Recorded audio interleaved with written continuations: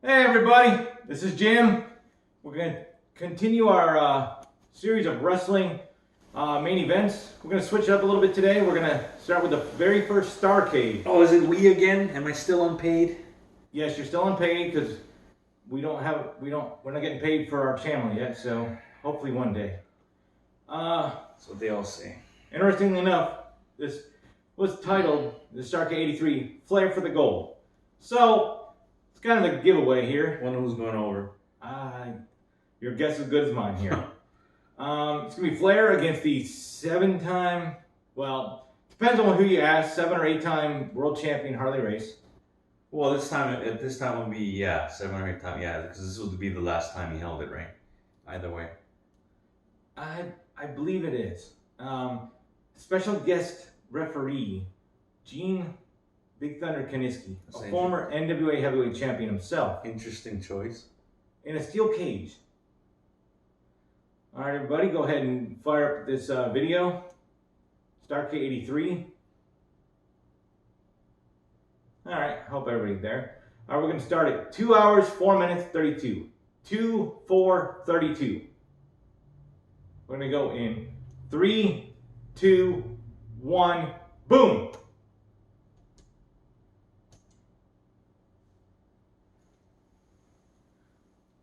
Mr. X, can you tell me the backstory between Flair and Race, and have they met before for the title? It's very interesting to me because Ric Flair had been, kind of poised up to be a world champion contender by basically was at the time. It was like Ole, I want to say, in Georgia, and so basically he had won the title briefly in 1981, and then he had actually won it back from Dusty Rhodes, who had actually beaten Harley Race. So Flair actually hadn't beaten Race to win this second championship that he's that he had. So I mean, I should say first championship, but he beat Dusty Rhodes, who had beaten Harley Race. So he never beat Harley for the belt. So interesting backstory there. But I know Harley Race did put out that big bounty on Flair's head, and several people tried to take him up on it. And actually, the storyline broke or injured Ric Flair's neck for a long time. And I want to say some of the WWF guys in the future will be involved in it. Bob Orton. So didn't Dick Slater also help try to put him out? Yes, I believe it was those two. So it's interesting. You had a bounty in the storyline for the world title, and this I believe they would say that this is the first time that Ric Flair would be billed from Charlotte, North Carolina. Before this, it would be from Minnesota. I know that the they he was billed from Charlotte after this, and that's where he was famous for. You see him coming out to the ring. This theme song was very synonymous with him. And can you tell me where that was from? Well, also Sprach Zarathustra was used for 2001: A Space Odyssey. Like you said, it was used by him so famously. It was I don't think there was another wrestler that had a theme that was so synonymous with him. Maybe Hulk Hogan's Real American. I don't know. Hulk Hogan, he changed up his themes though a little bit, so he had a couple that were with him. True, he did. I have the Tiger. I know he had that for a while. So then in NWO he had the Voodoo Child. That's true. That's very true. But as you said, Ric Flair, he had this a long time. Yes, in fact, the first time he went to work for the WWF at the time, he had a bootleg version of the song too. So if you're not going to pay rights, I guess a bootleg is just as good, right? Oh, and there's Truckin' Tom Miller, the voice of Crockett. as far as the announcer here. Oh, to be younger and be in that live crowd. This is Greensboro, right? Yes, Greensboro was where they held. You'd think Charlotte though, but no, Greensboro is where they held all of their big events. The very first 4 Starrcades. Was it Greensboro Coliseum of larger capacity than the Charlotte Coliseum? Yes, Probably? it was. Okay. Yes, it was, and that's why. Yeah, more seats, more money, right? Exactly. Charlotte was their home, but Greensboro was their big event arena. The Charlotte Coliseum still stands. Is it the Bojangles today? That is correct. That is where the Charlotte Checkers play, the AHL team, hockey team of the Carolina Hurricanes. And I've been to that arena a few times, and it's very. If those walls could talk, oh my! My gosh, I guess they'd probably have more clean stories in the Sportatorium, right? Which Sportatorium? The Dallas Sportatorium. I'm not sure how many clean stories you would have there. We've got handsome Harley Race here. That's one tough man here. You know, I'm not sure if everybody knows about it, but as a kid he had polio, and he almost died from it, and he overcame that, and had a really bad car wreck too, and then some fool wanted to amputate his leg. Doctor, I should say. Well, obviously that did not happen though, and I Luckily believe for the wrestling world. Oh, I'm very grateful, and I believe his newlywed wife. They had just been married a very short time, and she had died in a car wreck. Yes, that's right. I mean, I'm not. I think it was maybe a month they were married or a week. I'm not sure, but he survived a lot of stuff in his younger days here. There you see former heavyweight champion Gene Kiniski getting in there. Harley Race had a great right hand. Although I heard a story once that he once said that if he hit you with his left and you didn't go down, he would walk around to the other side of you to see what was holding you up. I've heard that myself. This is when men were men, you know. This is not just my opinion here, but you look at Race. He's no bodybuilder. He's got those sailor tats on him. He's got the chops. He's just a tough guy. I mean, you just don't mess with him, you know. Well, and this is back in the day. Up until Ric Flair won the title, all of the NWA champions were either shooters or very tough guys. There was no, I guess, quote-unquote entertainers or just guys that could not handle themselves in a ring. Well, who protected Buddy Rogers? That's what I want to know. Well, political? It was political because he worked for Vince Sr., so he really wasn't messed with it to this point. I know that Luthez did not like him, and when they took the belt off of Buddy, Luthez said, basically, we can do this the easy way or the hard way. And it was supposed to be a 2 out of 3 falls, as all the championship matches were back then. Luthez won the first one, and they pretty much screwed Buddy Rogers after that. But yes, there were exceptions in there. But if you could list from the beginning to up until Flair won it, all them guys they could protect the belt. Well, they were real traveling world champions, so they would go and defend the belt. You know, even though it's a quote unquote work, they would defend the belt all over the place. And if someone decided to get silly and take the belt, you'd need someone in there who wouldn't be able to be taken advantage of, right? That's correct. And an interesting little note here. Harley Race was that guy for Flair. Whenever Flair went overseas or down in Central or South America, they always sent Race with him to basically protect the belt. I would say, with a few rare exceptions, I did see a match with Flair in Japan wrestling Ricky Chosu, and he had Dickie Slater in his corner. So I guess if Harley wasn't available, send Dickie Slater. Who was another shooter, tough guy. Yeah, he knocked a lot of people out. I think he gave Sting a swirly too. Yes, thinking Yeah, he had heard some. Well, that's for another story. That's for another Yeah, I day guess here. so, right? Oh, they've got Kaniski and Flair and Race. They got instructions, but they know what they're doing here. They've been in there with each other before. As I said, it didn't come out right, but Flair had a lot of shots at Race, and he actually didn't beat Race. That's the whole thing of this right here, Jim, because Flair actually beat Dusty in Kansas City for the belt. So What now was it because Race didn't want to lose to Flair, or was that just because of the bookers? Or I really don't know what the thing is because I want to say that Rose had beaten Race. Wasn't it St. Louis? yes.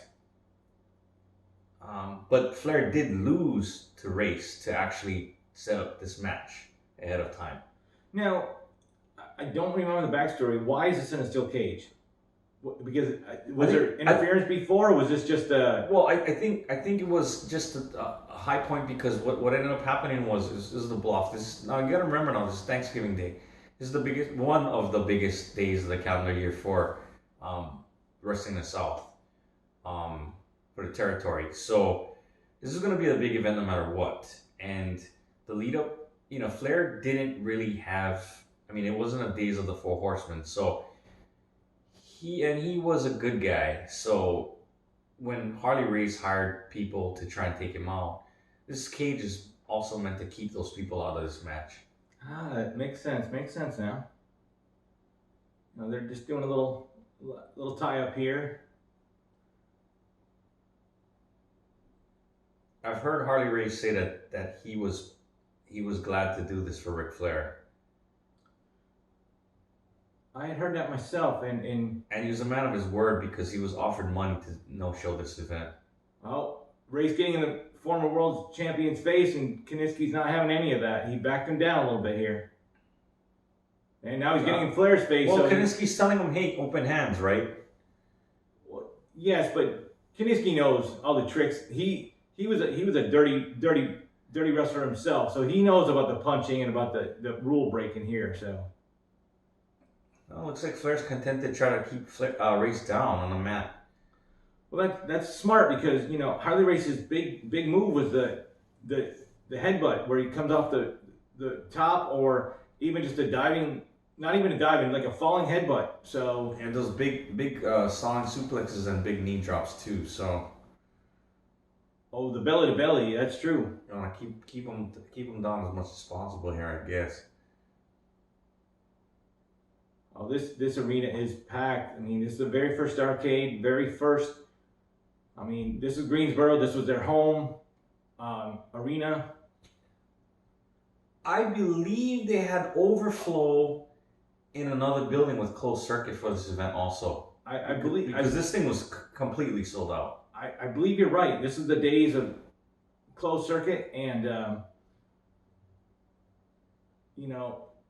that's when a building would almost like a pay-per-view today. They would get basically the feed. They would charge people to come there, and they would have to pay for it, and then they would try to recoup their money, which they always did because everybody would want to watch these on closed circuit because this is before the days of pay-per-view. They didn't even think of that yet. No, I'm saying I think the circuit was close to like high school AV club days where you got the morning announcements based on one feed into the TVs into the classrooms. I think it was just the building next door. I don't think it was even beyond that at this point.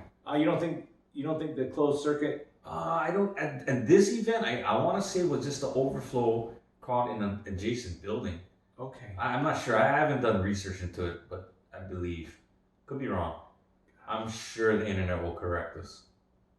I hope they do. I mean, if we're wrong, if we're not historians, we're fans. That's right. That's right. I mean, we're not a Jim Cornette or a, he's a walking wrestling encyclopedia. So. Flair, he's still got Race down. He's content. He's working that headlock here. That's kind of the old style, though. You grab a headlock and kind of work on it for a while. That's what they used to do back in the day. Like. Grind a guy down, wear him down, and then he gets frustrated. Okay, Jim, this is the thing that I forgot to mention to you, and this is the thing that again, the rules, right? So this is one fall to a finish in the steel cage as opposed to like we did the WrestleMania 2 main event earlier, where it was an escape, right? Yes, sir. So it's a little different here, where you're gonna want to get a pinfall or submission, right? And that's because difference between, you know, the different territories here too, because cage matches in the South, they were not escape. They were, like you said, keep everybody out and people in. Yes. And they would always do a pinfall submission. Now up north with Vince Senior and Vince Junior early on, it was an escape, just a different way to do things. Oh, looks like Grace is gonna set Flair up here. There you go with that big suplex. I've seen Flair win matches on TV with that move right there. Oh, you got too close to Kiniski there. They almost Kiniski almost got a headbutt earlier also from Race. Well, he missed it though. He seems to be out of position a little bit here. Well, you know, he's not used to being a referee now. See, Flair went for a body slam on Race, and Race shifted his weight, countered it.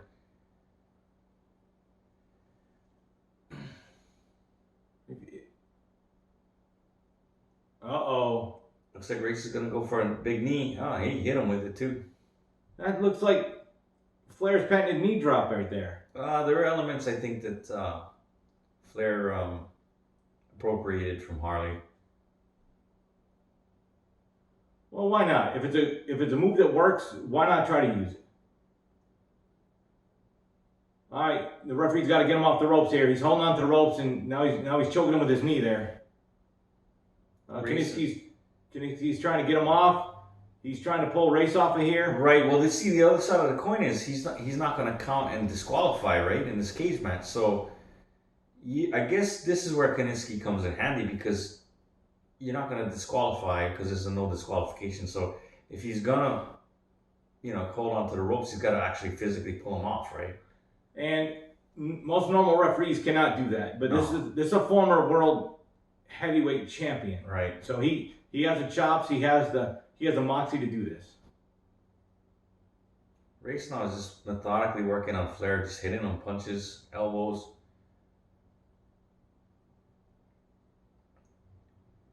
Flair's got to earn this one. Oh, a knee right across the throat. Referee's got to get in there and check this now.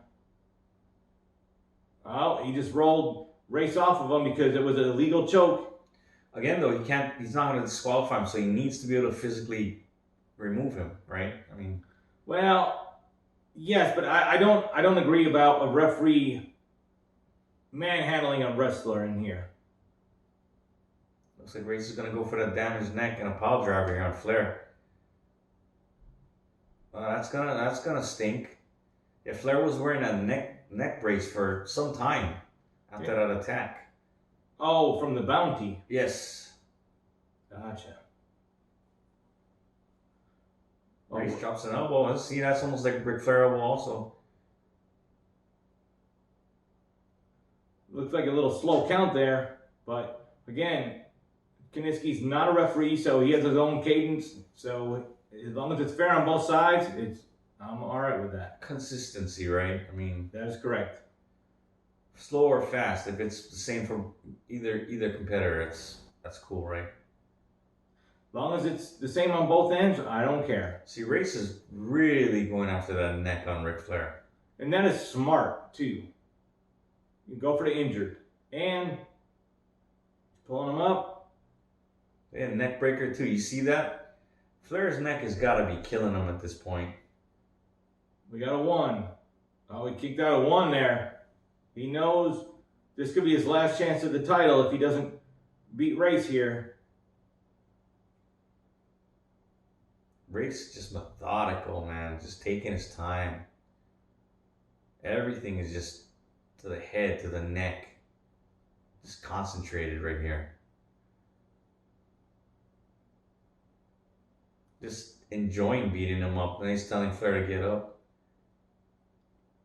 Well, that's the thing. Race is the champion. So he has the advantage here. Looks like the cage is going to come into play for the first time here. Race runs Flair's head into the fence. And as we mentioned during the WrestleMania 2 main event, anytime your head hits the steel, especially in a cage match, it's not good. You have maybe a chance to get cut open here. Sure. Looks like he's going for another pile driver. No. That was like the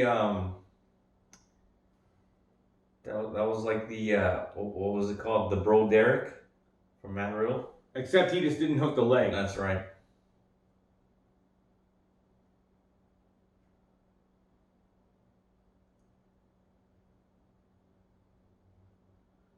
Flair's trying to fight from the bottom here.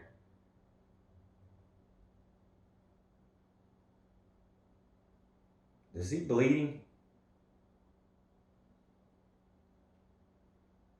I believe he may be bleeding, but that's possible because his head didn't get rammed into the cage there. He just got a headbutt from Ray's standing, and Ray's just hit a falling headbutt, which is, as you said, Jim, one of Ray's patented moves.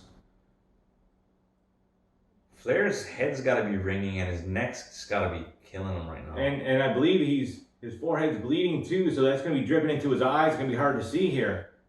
And Race is going to do the same thing, put his head right into the cage again. And the difference between that blue cage and this one is, this one even can be similar to a cheese grater compared to that blue cage. You know what I mean? Yes, the holes are smaller, and they got where they connect the I guess the holes. And it could be like almost like little barbs on them, as opposed to that blue cage, which is more smooth. That's what I was trying to think of. It's got more of the interlace in there, and rough surfaces on them too. So yes, sir. And I will say, no one has come up to interfere in this match, so maybe the cage is doing the job, doing its job, and that's what Flair really wanted coming into this, Oh, yep. Someone's cut. Ric Flair's definitely cut open here. You got a little blood on a camera right there. That kind of adds to the effect of it, though. Sure. It's like DNA right in your living room.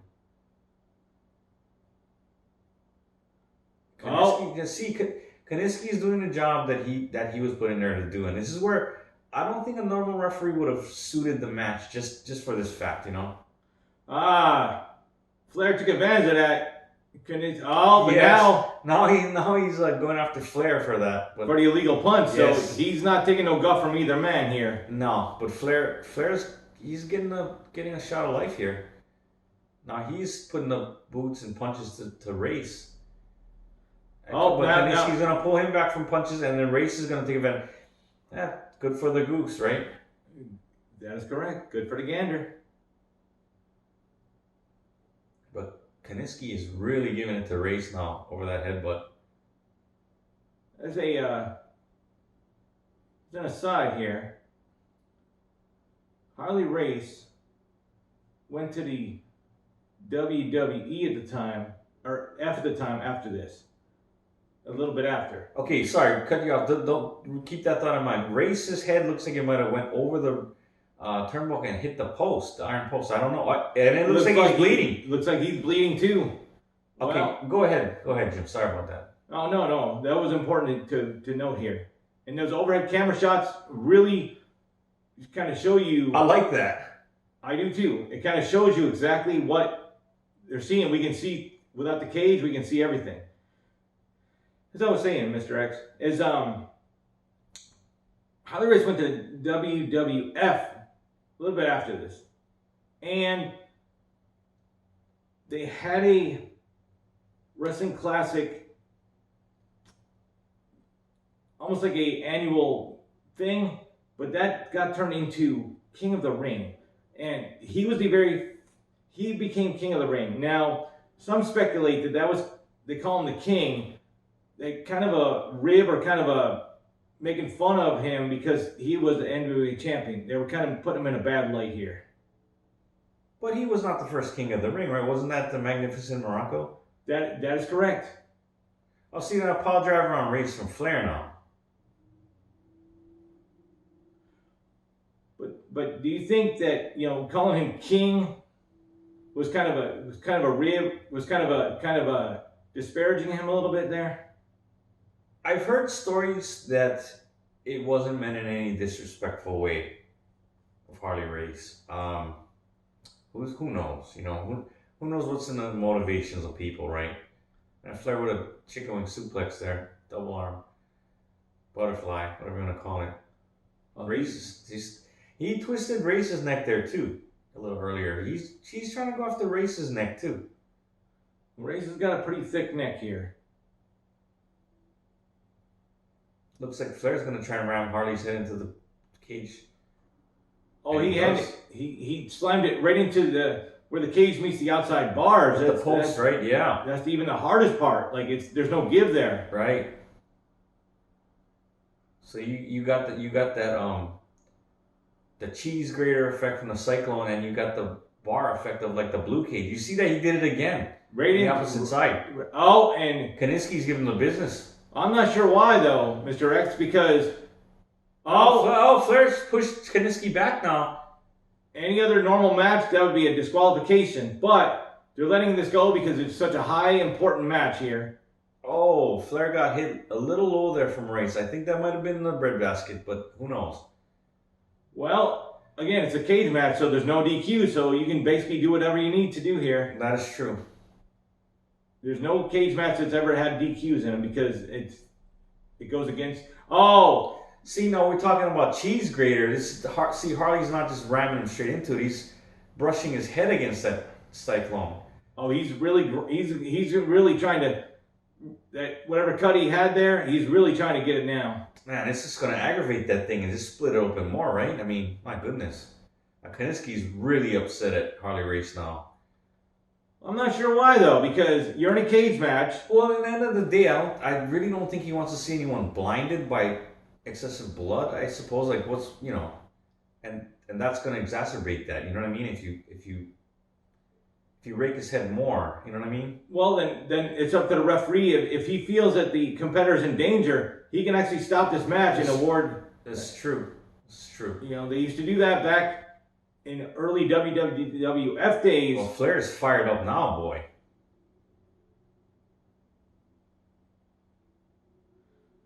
I mean, these guys are spent. Like, you can see they've been going at it since the opening bell, and you know they've both been cut open by the cage, and they're really getting tired here. So we got to see who can dig down deep. And I think Flair's gonna really want to wrap this up, but before he does, he's punching the heck out of Harley Race, and he's strutting. He's feeling it now, folks. You know what I always used to say when I watched Ric Flair matches? He was never in trouble until his head turned red. Until his hair turned red. Well, Mr. X, his hair is turning red. Ah, nice suplex there on Flair.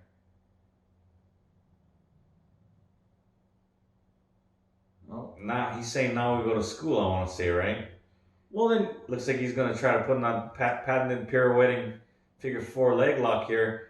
Race tried to grab for his head, but no, Flair's got it on. But Mr. X, he has not worked on the legs at all this match, though. So how damaged are the legs right now? Probably not too good right now. Well, this is Flair's patented move. Of course, it was used by Buddy Rogers, and Jack Briscoe. But hey, but he didn't work on the legs and kind of wear them down. So I kind of question his strategy here. I know it's his patented finisher, but he didn't really work on the legs. He kept attacking the head. So I'm just that's the only way to get out of it right there. Harley Race knew the escape there is to reverse it. See, Flair's given a clean break here. Oh. But it won't be much. I don't know why Kaniski pushed Flair back there. Oh, maybe he was trying to count an 8 count on Flair on the mat. Oh, and them headbutts you were mentioning earlier from Harley Race. Flair is down again. Race is trying to follow up with something here. He really wants to get Flair again. I think he's going for that big stalling suplex here. Oh, but Flair counters it. Shifts his weight, and he goes for a lateral press. Oh. We missed that. The cameraman and somehow... Gene Kaniski is steady in the wrong place on all the pinfalls. It's crazy. Well, again, he's not a licensed referee. He's not used to this. You know, he's a special referee, so he's not very well trained right now. So Yeah, he doesn't have that patch on his shirt like good old Tommy Young had. oh, looks like Harley Race is about to finish him off with the falling headbutt here. Oh boy. He nailed him right in that cut. It looks like. So Oh, that's boy. even gonna maybe split him up even more here. Flair's a bloody mess right now.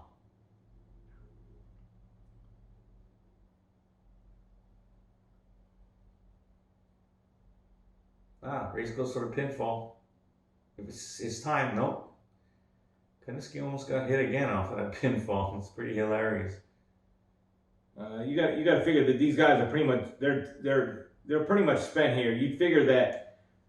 I mean, what else can they do to put the other away? They're probably digging down deep and trying to figure out in their head, what can I do to beat these guys? Oh, Race is gonna go for his again that stalling vertical suplex.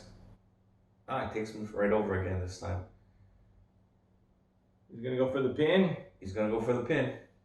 Like I said, I've seen put away many a man on television, but those men weren't Ric Flair. Well, Ric Flair's got something to prove here. Like you mentioned earlier, he's never beaten Race for the title, and he's trying to get it now. Race now is just punching Flair. Kaniski's trying to tell him, hey, no closed fists. Well, again, everything that they've done in this match, I think a closed fist would probably be the bottom of the list of something to warn a guy about here.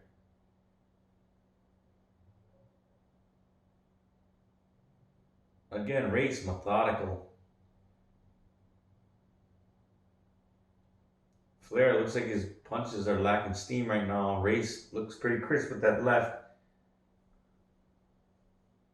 Looks like he may be trying to grind his face into the cage again here. And he does. He rams it. Oh, Flair falls in between the cage and the rope.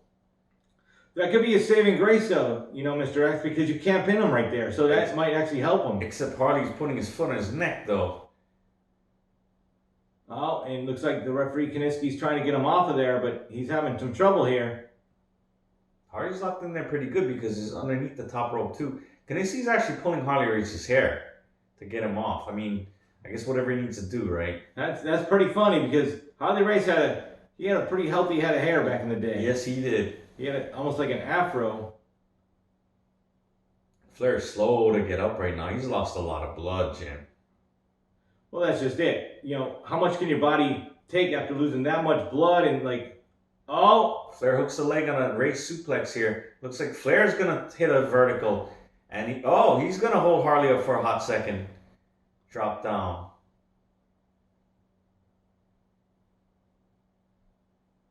Flair showing signs of life finally. Looks like he's going to go for a big elbow. Oh, and he